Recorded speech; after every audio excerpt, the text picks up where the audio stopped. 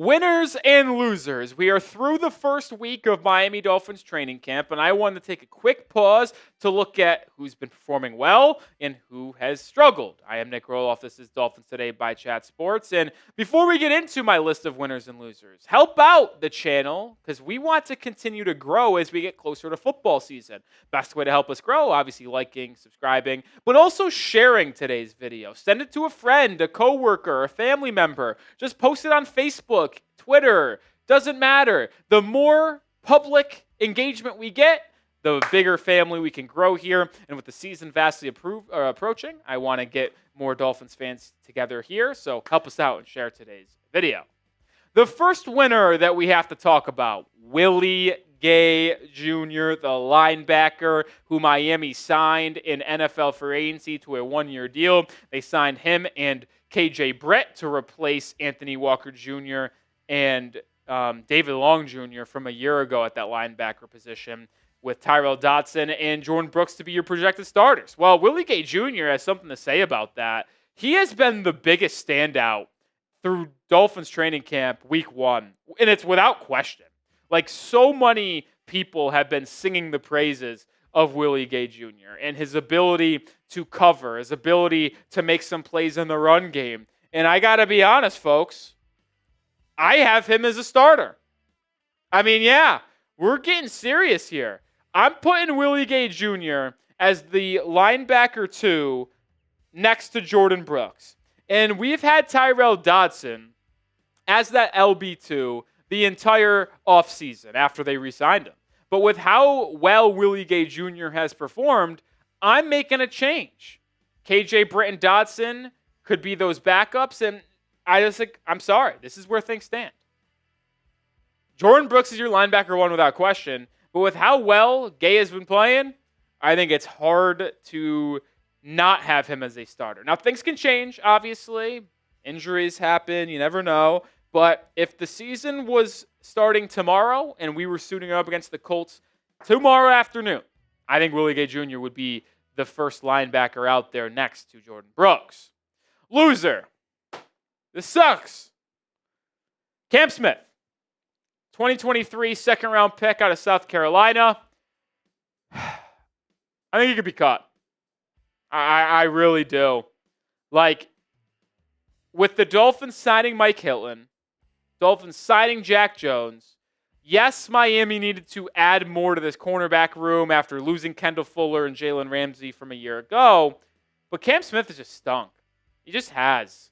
And I think Jack Jones could be that second boundary corner for this football team because he's come in and made a lot of solid plays early in training camp.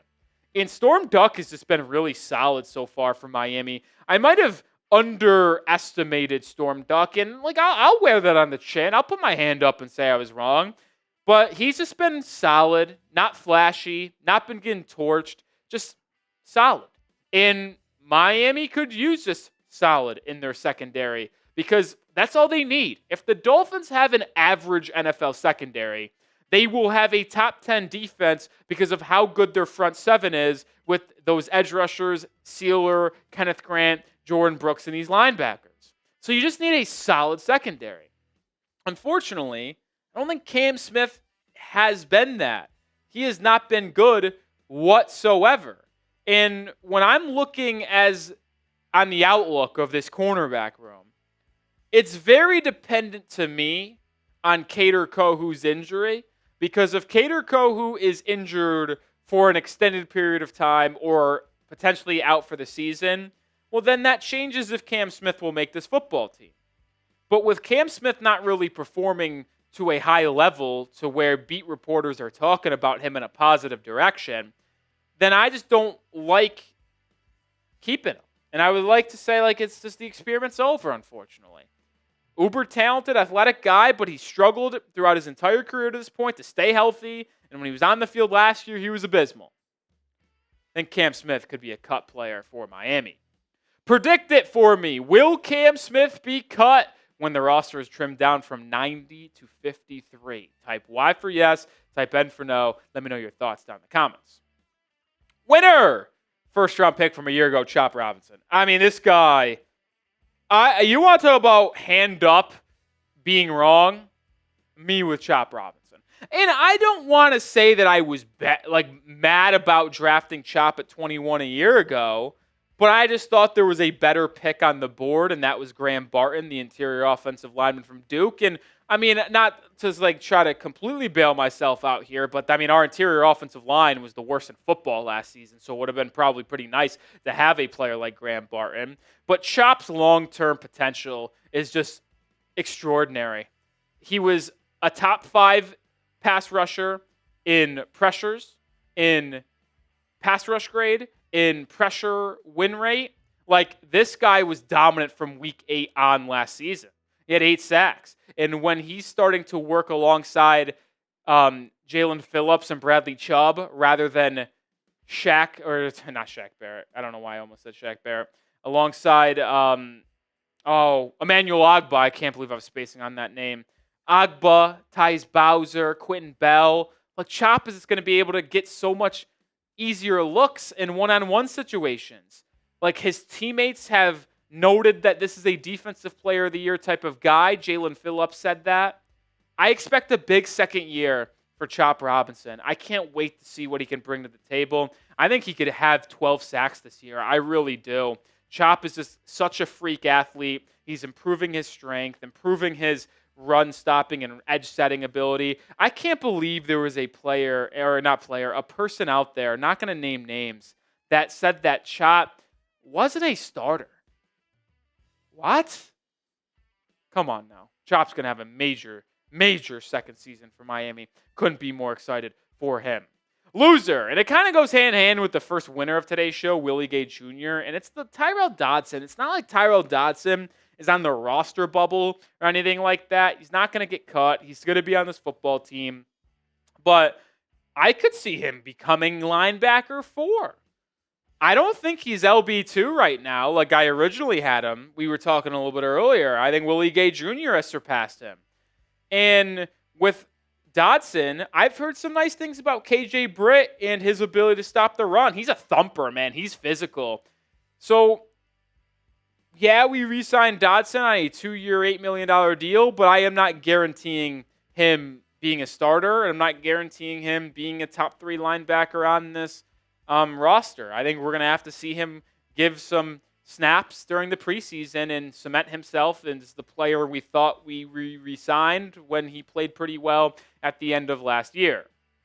More winners and losers to get to, but subscribe to Dolphins Today for daily updates on Miami and when the preseason approaches, vastly coming. We will be live here on the channel for every preseason Dolphins game and regular season game as well, so subscribe and join us here at Dolphins Today. Winner, Patrick Paul, the second-year left tackle out of Houston. My, oh my, is this a good conversation to be having around this second-round pick from 2024? He has been showing out early. We always knew this was a behemoth of a man. This is a 6'6", 6'7", massive human being.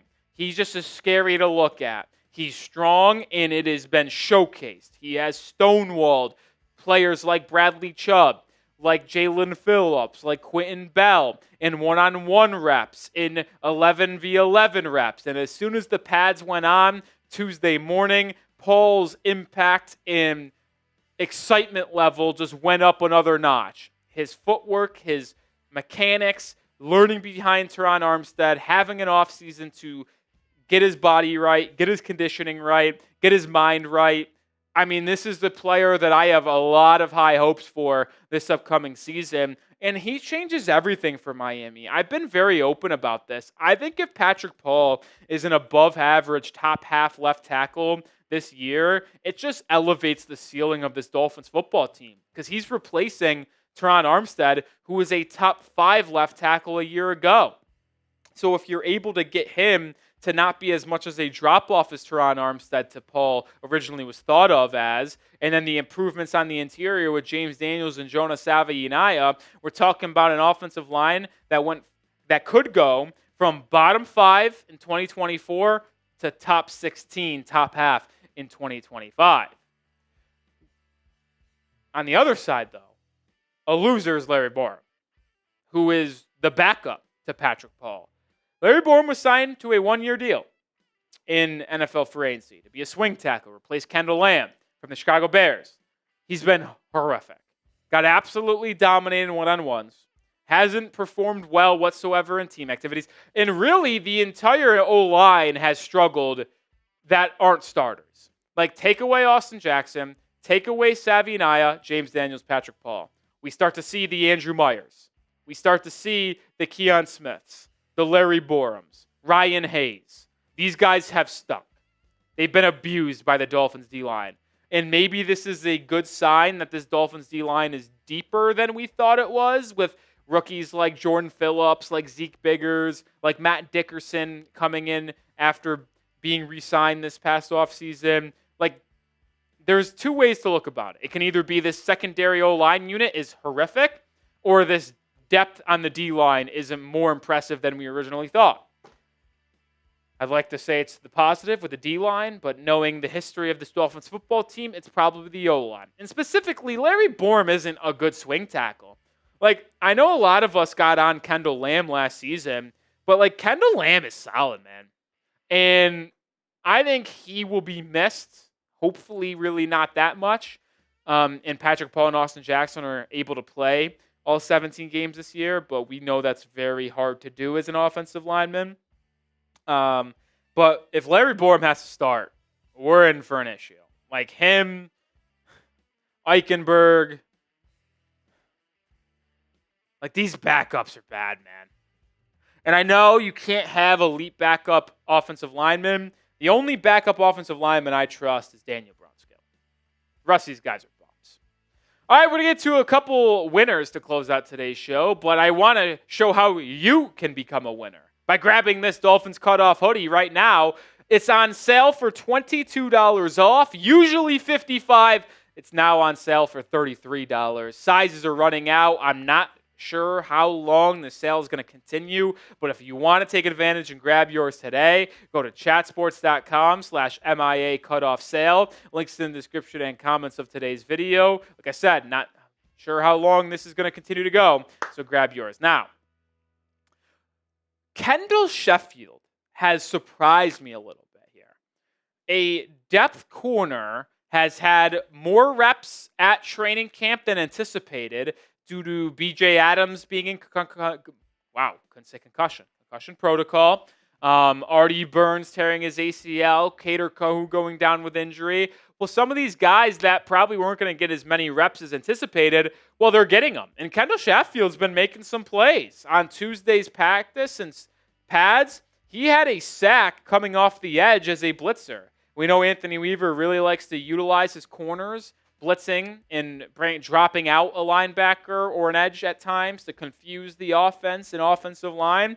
And Sheffield showcased some speed. He's had a couple nice PBUs as well throughout the first week of training camp. I'm not going to say he's making this roster with absolute certainty, but he went from someone I just was foregone conclusion being cut to, well, maybe he will have a chance to make this roster depending on how some injuries shake out and where other players stand. The final winner that we're talking about on today's show is no one other than the QB3, the 7th-round pick out of Texas, Quinn Ewers. I think he has done an excellent job showcasing his talent in the first week of the year. And this QB room only has 3 people on it: Tua, Zach, and Quinn. They released Brett Gabbert when they made a signing last week to bring in more cornerback depth. And now you are going to see Zach Wilson and Quinn Ewers really dominate most of the snaps in the preseason. And I can't wait to see Quinn perform, because it's one thing to play well in training camp when you can't hit the quarterbacks and you're doing scripted plays, you're doing red zone work. Quinn has been awesome so far in these scripted plays, in the red zone work against the second and third units. But you have to see how he's going to be able to handle when NFL players are actually allowed to hit him in preseason. And I'm excited to see how he compares to the veteran Miami sign, Zach Wilson. Like, those two are going to be battling out all preseason long for that QB2 spot. Zach Wilson has the heavy edge, but if Quinn balls out, He could absolutely be the QB2. I wouldn't put that past him. And that's why I'll ask you this question to round out today's show. Make the call. Can Quinn Ewers become the QB2 for the Miami Dolphins? If you think he can, well, type those 2s. If you think he's going to be QB3, well, type those 3s. Get down in the comment section and let me know your thoughts. And man, I'm excited because the first preseason game for the Fins, Sunday, August 10th,